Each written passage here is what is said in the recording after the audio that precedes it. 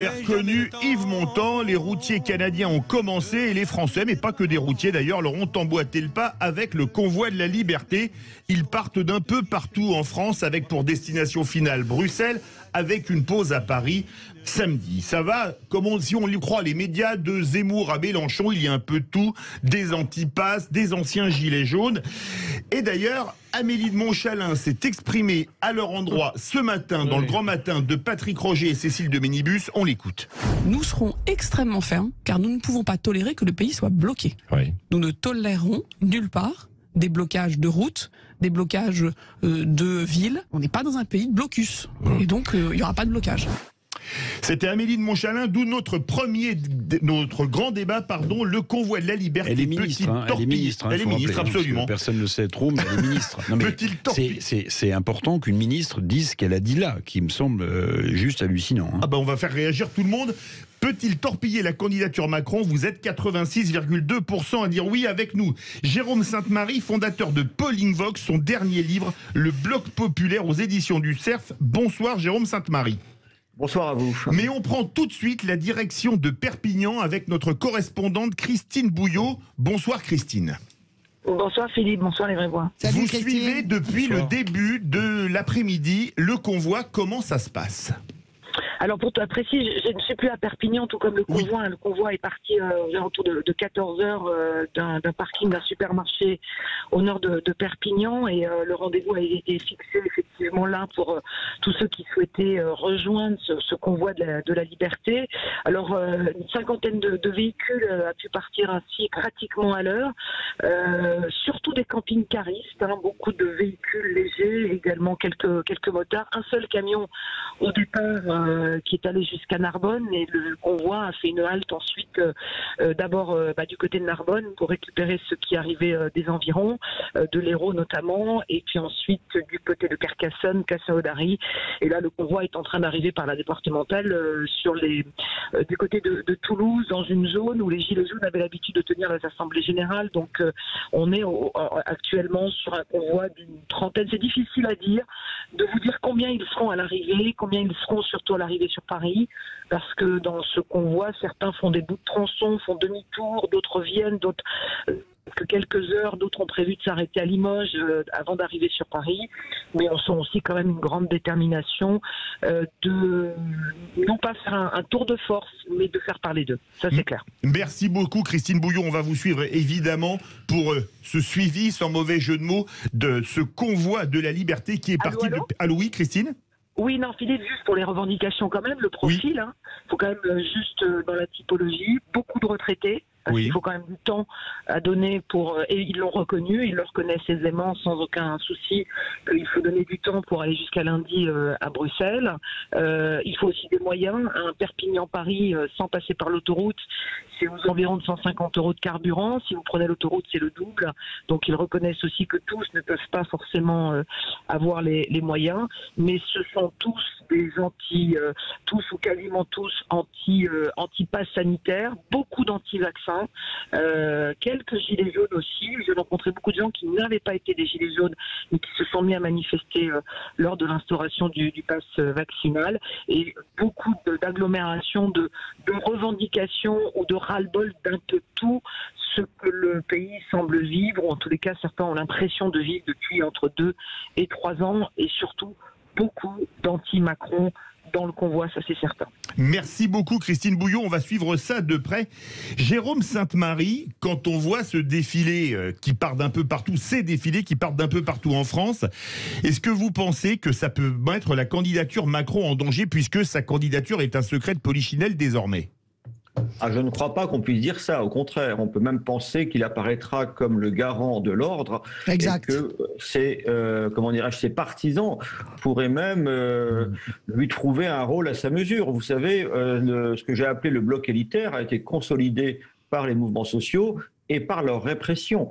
C'est-à-dire que vous avez effectivement des gens notamment issus de la droite, mais pas seulement, qui se sont tournés vers l'exécutif en disant au moins lui, il tient bon. D'autant plus que ce mouvement Alors, il faut être très prudent. Hein. Encore une fois, qui aurait cru en septembre 2018 que 2 mois plus tard, le pays serait bloqué, l'exécutif saisi d'une grande inquiétude, etc., avec les Gilets jaunes. Il faut être prudent. Mais cependant, les Gilets jaunes, eux, ils sont devenus très populaires parce qu'ils avaient un mot d'ordre extrêmement précis et sur lequel tout le monde a convergé. Là, comment dirais-je, le côté un peu pot-au-feu, le côté un peu diversifié des revendications et des motivations n'est pas forcément un facteur d'agrégation, mais plutôt un facteur de division. Éric Revel. Oui, Jérôme Sainte-Marie, quand même. Moi, vous avez employé un mot qui m'a fait bondir, pardonnez-moi. Vous avez dit que ça va plutôt solidifier son électorat parce qu'il porterait à son crédit, cet électorat, le rôle répressif. Mais un président de la République qui n'est que dans la répression vis-à-vis de mouvements sociaux, c'est quand même un vrai sujet. On ne peut pas se satisfaire de, pardonnez-moi Jérôme, de dire il va solidifier sa base électorale parce qu'on va lui faire crédit de maintenir l'ordre, jusque et y compris s'il est dans la répression. Malheureusement, c'est comme ça aussi que les choses se passent. Hein. D'autant plus que là, vous savez, comment dirais-je, il y a un élément qui peut être dangereux pour le président dans cette revendication, c'est un élément de pouvoir d'achat. C'est-à-dire montrer que on sait que les factures, notamment les factures d'énergie, s'accroissent terriblement et que les ménages sont de nouveau fragilisés puisque la plupart des ménages ont des budgets et des dépenses contraintes qui compriment leur reste à vivre. Ça, le pouvoir d'achat, effectivement, ça peut montrer qu'au bout du quinquennat, eh bien, il n'y a pas eu le ruissellement promis, mais qu'au contraire, les ménages modestes et même les classes moyennes se tirent un peu la langue. Ça, d'accord. Inversement, sur le pass sanitaire et sur la vaccination, il faut bien comprendre que l'opinion publique est majoritairement favorable. Je sais que beaucoup de vos auditeurs vont encore râler contre les sondages et les sondeurs, mais en l'espèce, les sondages avaient enregistré le soutien aux Gilets jaunes, et même le gros soutien massif. Ils enregistrent aujourd'hui quand même un soutien minoritaire, voire très minoritaire, à la cause des anti-vaccins. Françoise Degois. Moi, je suis absolument d'accord avec Jérôme Sainte-Marie, en ce sens que tout ça est de la stratégie politique. Je peux vous dire que ma conviction, c'est que Amélie de Montchalin, Gérald Darmanin, tout ça, ce ne sont pas des choses fortuites. Cette façon d'instaurer immédiatement un bras de fer et donc de diaboliser, parce que ça commence. C'est-à-dire qu'on commence à diaboliser ces gens qui participent au convoi. Ce sont soit des complotistes, soit l'extrême gauche, soit l'extrême droite. Et je pense que c'est une stratégie, c'est voulu. Et je suis d'accord avec Jérôme Sainte-Marie. C'est une façon de dire, ralliez-vous à mon panache blanc. Moi, je suis le garant de l'ordre face au chaos. Et la diabolisation, elle a eu lieu pour les Gilets jaunes. On a bien vu comment l'exécutif, Christophe Castaner, mais pas seulement, y compris Emmanuel Macron, ont appuyé, provoqué également. Provoqué, c'est-à-dire ont utilisé la violence pour en faire... Vous savez, c'est la descente des Champs-Élysées en mai 68. Et je suis absolument persuadé que tout cela va participer de cette stratégie. Moi, je suis d'accord avec Jérôme Sainte-Marie. C'est purement cynique, mais je suis certaine que c'est comme ça que ça va se passer. Jérôme Sainte-Marie. Sauf sur un point, parce que je crois que c'était plutôt la montée des Champs-Élysées en mai 68, d'après les photos. Mais... Oui, non, mais bien sûr, tu as raison, avec Sarkozy qui avait 16 ans à l'époque. Hein, mais vous êtes d'accord, Jérôme, que c'est comme ça que c'est comme ça que ça va être retourné par l'exécutif? Peut-être, il y a aussi le fait, oui bien sûr, puis avec l'ombre de Trump et pourquoi pas des Russes bientôt, vous voyez, c'est à peu près toujours les mêmes argumentaires, si on peut dire, on peut parler même d'argumentaire à ce niveau-là. Mais il y a quand même un autre aspect qui ne va pas en faveur de ce mouvement. Comparaison encore une fois avec les Gilets jaunes. Les Gilets jaunes, c'est donc à l'automne 2018. Il nous reste à l'époque encore 4 ans quasiment de pouvoir de Macron.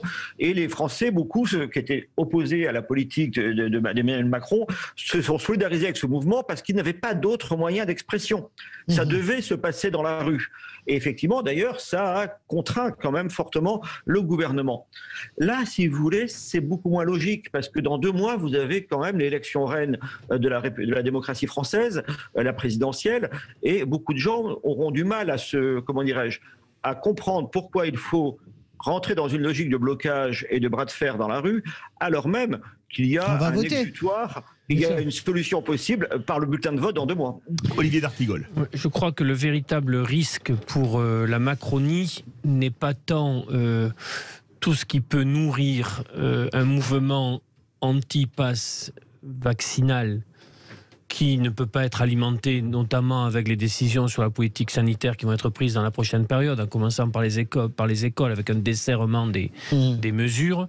Mais si ce mouvement très protéiforme vient se concentrer sur 2 sujets, le pouvoir d'achat, ça a été dit, le reste à vivre, et sur la dignité des vies, sur ces personnes qui poussent un cri et qui font l'expérience que ce cri n'est pas entendu, respecté par celles et ceux qui gouvernent.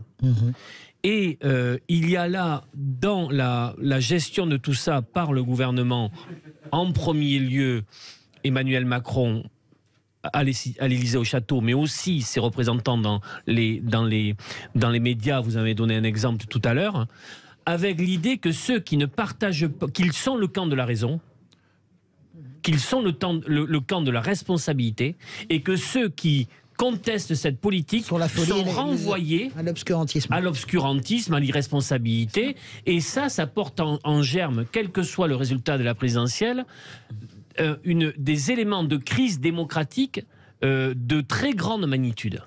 Alors justement, Jérôme Sainte-Marie. Justement, là, on touche peut-être à un élément gênant pour la candidature d'Emmanuel Macron. Ça n'empêchera pas d'être candidat, bien entendu. Mais ça rappellera aux Français qu'on a traversé durant les 2 premières années du quinquennat, avant le confinement, avant le Covid, on a traversé 2 années de tensions sociales inédites.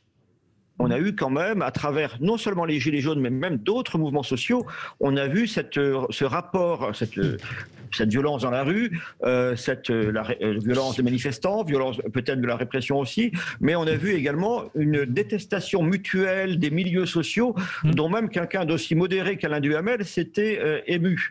Donc ça va rappeler quand même aux Français qu'on a connu ça, et que dans un second quinquennat, qui sera un second quinquennat beaucoup plus réformateur sans doute, eh bien, on connaîtrait de nouveau cet affrontement protéiforme qui a caractérisé la première moitié du quinquennat passé.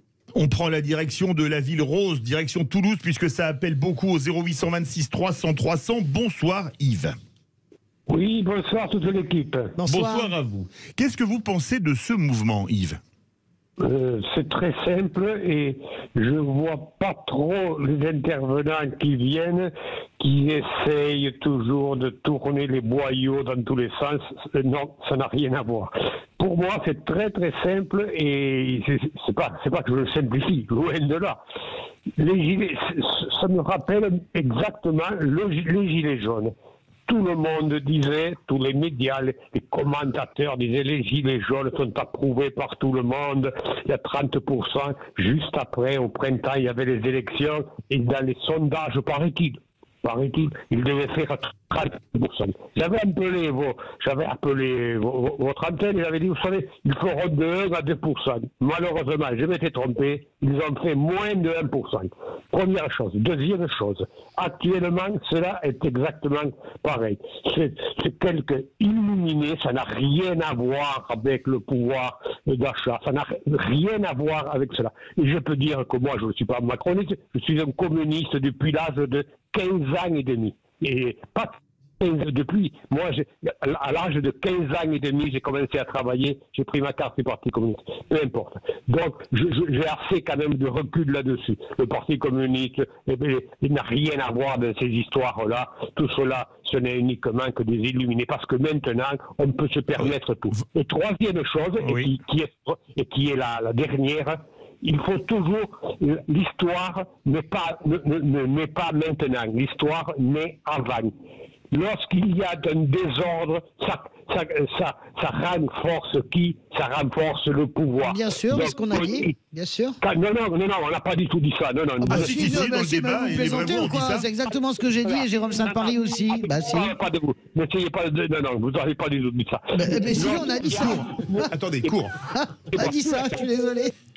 Laissez-moi finir, s'il vous plaît. Voilà. On vous écoute, Yves. Allez-y. Lorsqu'un pouvoir est attaqué d'une manière violente, le pouvoir et je le regrette par rapport au pouvoir, non pas à la violence. Le pouvoir se renforcera lorsqu'on me demande si Macron partira de cette situation. Et moi, je vous dis, non, Macron ne partira pas de cette situation. Malheureusement, il en tirera tous les bénéfices. Et il n'y a pas de cynisme ni rien. Tout cela, c'est des histoires. Alors, Yves, c'était votre avis. On vous remercie beaucoup. Pour vous, ça ne va pas marcher. On prend la direction de Bordeaux. Bonsoir, Jean-Luc. Jean-Luc ? Allô, oui. Oui, bonsoir, oui, Jean-Luc. Vous m'entendez ? Oui, on vous entend très bien. On vous entend très bien. Et vous n'êtes pas de l'avis d'Yves. Vous pensez que le convoi va marcher ? Oui, ok, super. Je vous remercie. Donc déjà, merci Sud Radio pour vos émissions. Donc j'ai écouté vos intervenants, et le suivi que vous faites là-dessus. Moi, je devais participer. Alors, je suis un ingénieur de 56 ans, d'accord ? Oui. Donc donc voilà. Déjà, je pose le débat.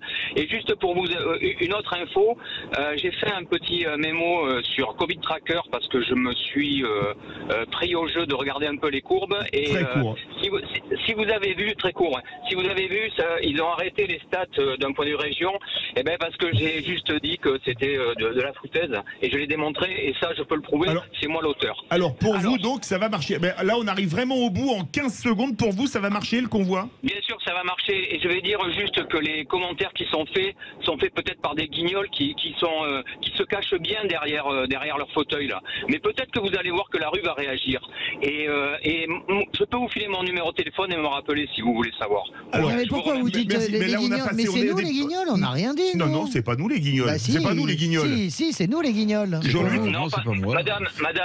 Madame, j'ai entendu des propos où vous nous prenez pour des guignols. Mais qui a dit ça ? Vous êtes des guignols pour dire ça. Vous ne respectez pas les gens. Mais qui a dit que vous étiez des guignols ? Enfin, mais vous avez entendu ça où ? Aucune des vraies voix n'a dit ça. Aucune des vraies voix n'a dit ça. On a dit au contraire que c'était très puissant. C'est les vraies voix. Moi, c'est les vraies voix. J'ai entendu.